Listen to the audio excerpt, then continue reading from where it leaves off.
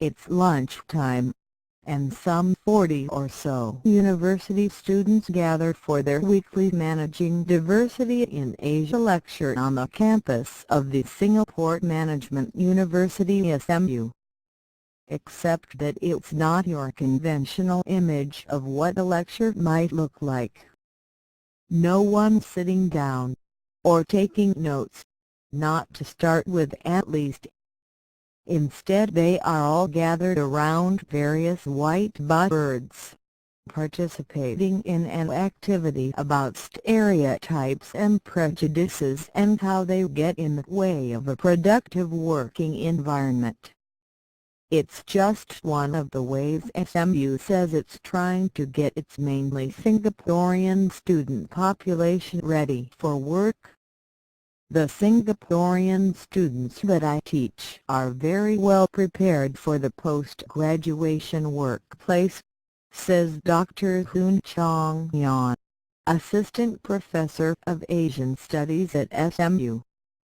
They're very strategic about finding a job and very pragmatic too. They want a job with security, so they'll look for work in a multinational corporation or a bank.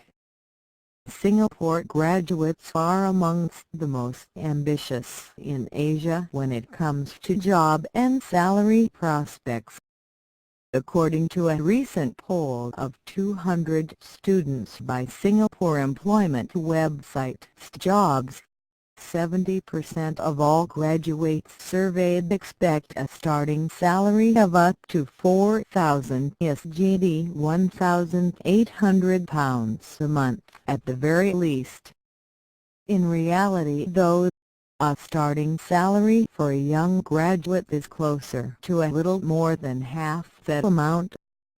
But recent concerns over the outlook for emerging markets and how much of an impact the slowdown in China will have on Singapore's fortunes are being felt here. Downbeat predictions. Economic growth forecasts for Singapore have been slashed in the wake of a weakening global economy. DBS Bank and international ratings agency Moody's are among those to have cut their outlook for Singapore GDP to below 2%. The official range forecast by the government is 2% to 2.5%. Kim Shi-yu image caption. Kim Shi-yu wants to become a lawyer now. I have seen that the graduate employment rate has been going on a downward trend, says Sincere Young, director of the Career Center at SMU. In many ways, with the weakening economy, the sentiment amongst some employers is this: my business is not picking up and I'll downgrade all my business strategies, and a lot of employers are a lot more cautious, which is translating to their hiring.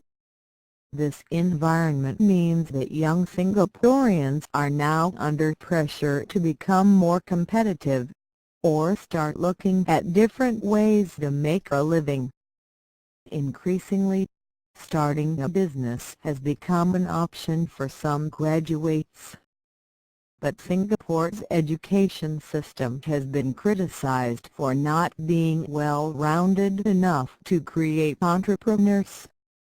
While the academic system here is praised around the world for its rigor, there are concerns that there's not enough of a focus on problem-solving, or real-life experiences that are essential to be a successful entrepreneur.